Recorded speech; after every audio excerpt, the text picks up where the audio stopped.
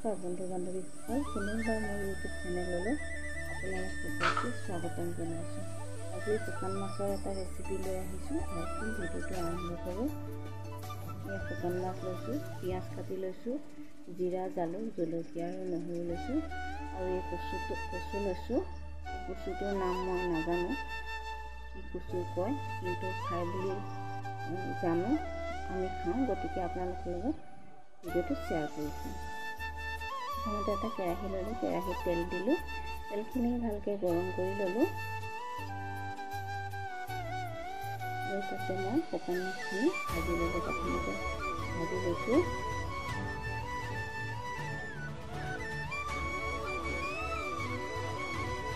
তাৰপিছত পিঁয়াজ দিলোঁ, পিঁয়াজখিনি মই লৰাই ল'ম।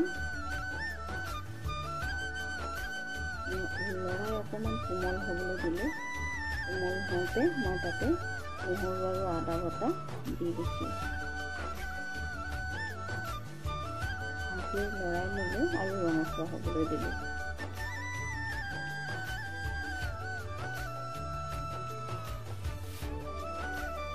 ইয়াতে এতিয়া মই কচুখিনি ঢালি দিলোঁ।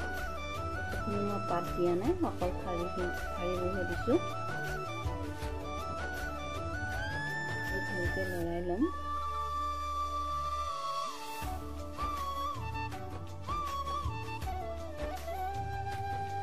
ইয়াতে মই নিমখ, হালধি দি ভালকৈ লৰাই ল'লোঁ।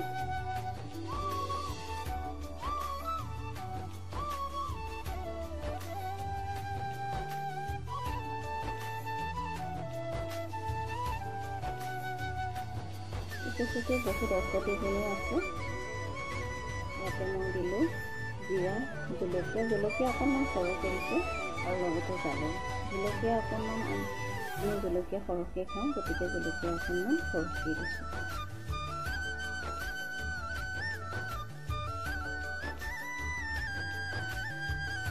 ভালকৈ লৰাই ল'ম।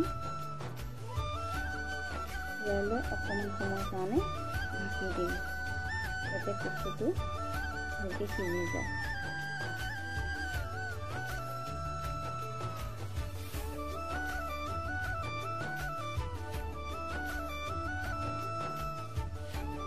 দহ মিনিটমান দিয়াৰ পিছত এতিয়া ভালকৈ কচুবোৰ সিজি গৈছে।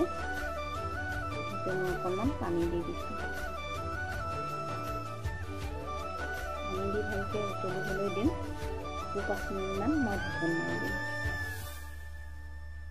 5 মিনিটমানৰ পিছত মই ঢাকন উদঙাই লোৱাৰ ভালকৈ উতলিছে। ভালকৈ লৰাই ল'ম। ইয়াতে মই এতিয়া শুকান মাছ দি দিম।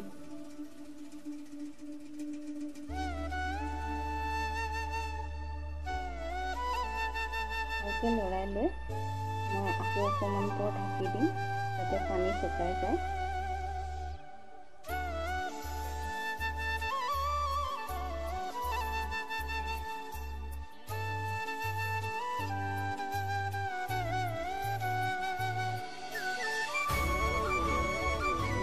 পানী শুকাই গৈছে, মোৰ ধুনীয়া কালাৰ আহি গৈছে। আপোনালোকে কোনে কোনে এনেকৈ ভাল পায় জনাবচোন আৰু লাইক কৰিব, শ্বেয়াৰ কৰি দিব চেনেলটো।